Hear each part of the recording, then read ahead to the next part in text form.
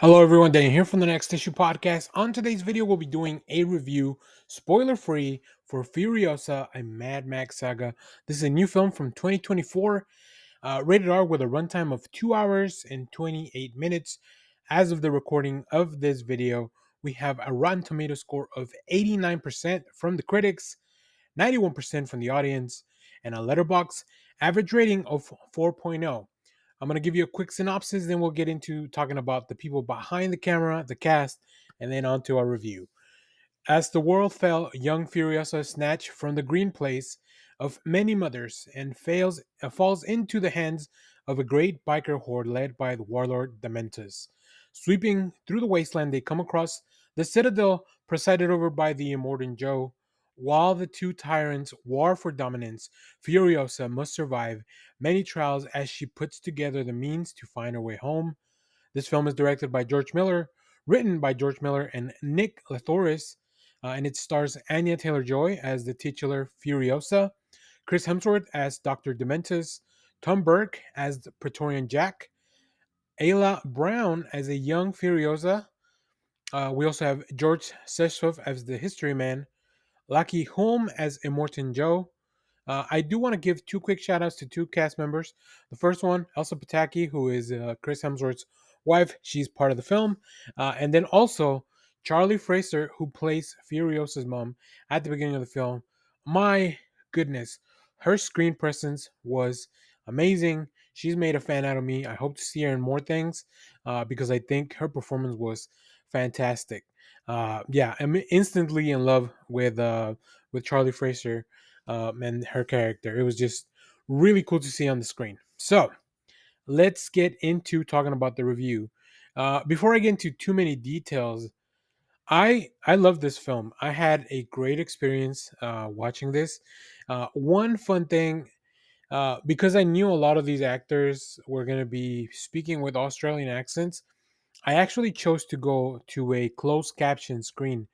This means that the closed caption is actually embedded as part of the film. This is actually the first time I go to one of these that, at least that I can remember, that I chose to go to. But I have a hard time with Australian accents. Like sometimes there are some mannerisms, some words that really just like they go over my head. From the previews and the trailers that I had seen, Chris Hemsworth was really leaning into his Australian accent. And sometimes, yeah, as much like English isn't my native tongue, but as much as I have practiced the language and as much as I have, lived my whole life speaking English, sometimes Australian accents just really, really I have trouble with. So because I didn't want to miss anything that was said, I went to watch a closed caption screening of this, which was interesting. It was an interesting experience. I think it was very well done. The captioning actually looks very good in front of the screen.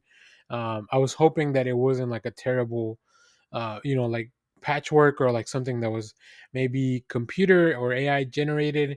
But it looks like they put a lot of effort into the captioning to ensure that it is visible. So that was an interesting experience. This does mean that I didn't get to go watch it in like the full IMAX or Dolby.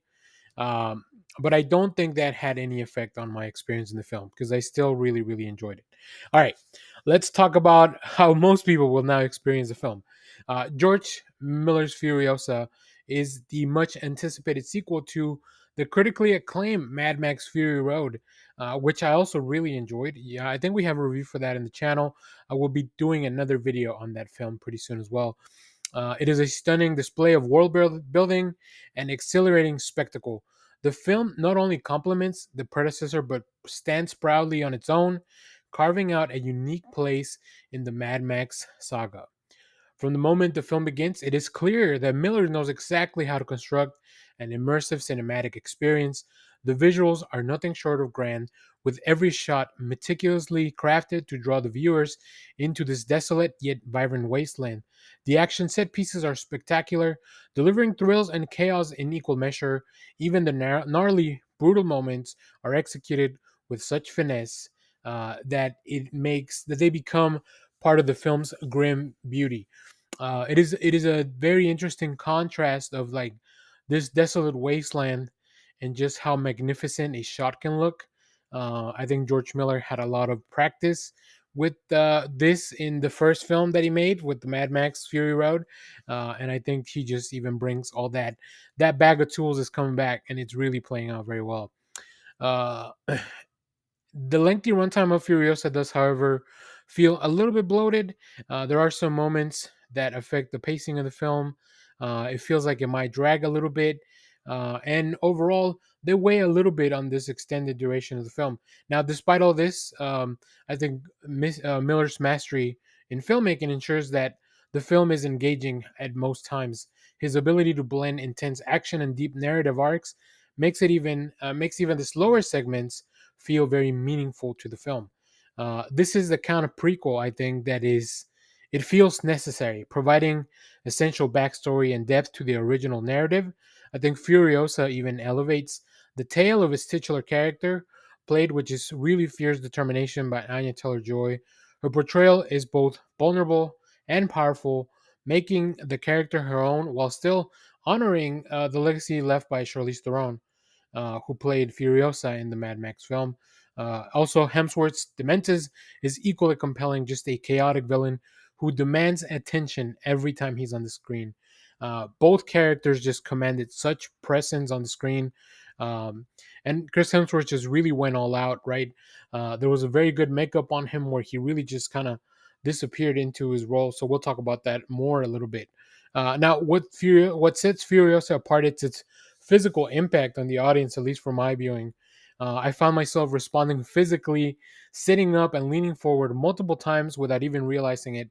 Each of these moments are so immersive that it just pulls you deeper and deeper into the film's universe, making you kind of a part of this journey. You almost feel like you are on this road as well.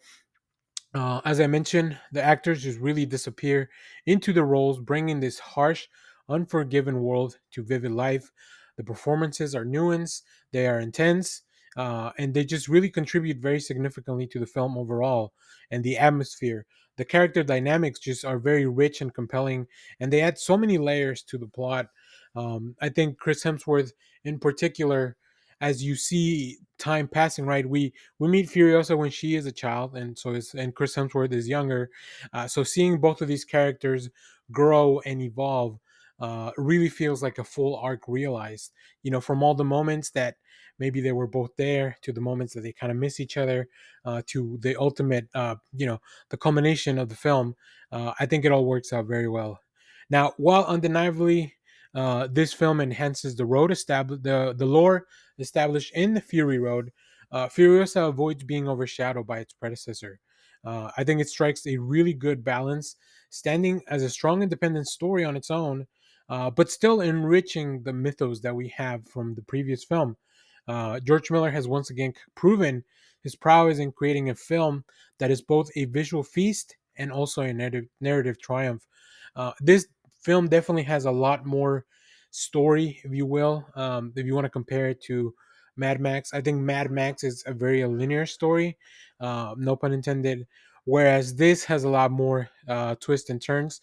Once again, no pun intended, but these are just movies about a road, right? So it makes sense that this would happen. So I think Furiosa is a testament to Miller's extraordinary vision and filmmaking expertise. And despite its lengthy runtime, the film, its grand visuals, the spectacular action, the deep character work, they really just make it a must watch, especially if you can make it to the theater. I highly, highly recommend it. It's a prequel that not only feels justified, but also meaningful, essential. It doesn't feel like a cash grab, it really feels like a passion project and a labor of love. And then I think Miller wanted to just really try some other stuff out. It adds a profound depth to the saga of Mad Max, and it just really turns into this very meaningful cinematic experience. I know going into the film, a lot of people complained a little bit about some CGI effects that were used. I didn't really notice anything; nothing really stood out to me like it did during the trailer. I think during the trailers, specifically that first trailer, there was some stuff that was just pretty glaring that it looked like the effects were not fully finished, and I think that was the case because I didn't notice anything once I was in the theater. But then again, this film is so immerseful that I just kind of lost myself in the world. So Yeah, I did have to step away for a second, so I want to go back and watch the film again to kind of catch up on what I missed for those few minutes that I had to leave to the restroom. But that's what you get when you have a 2.5 hour film in a big gulp, right? So let me know what you thought of this film if you have seen it. If not, I highly recommend it. Even if you're watching this video till the end and you haven't seen Furiosa, I highly, highly recommend you check it out in the biggest screen you possibly can.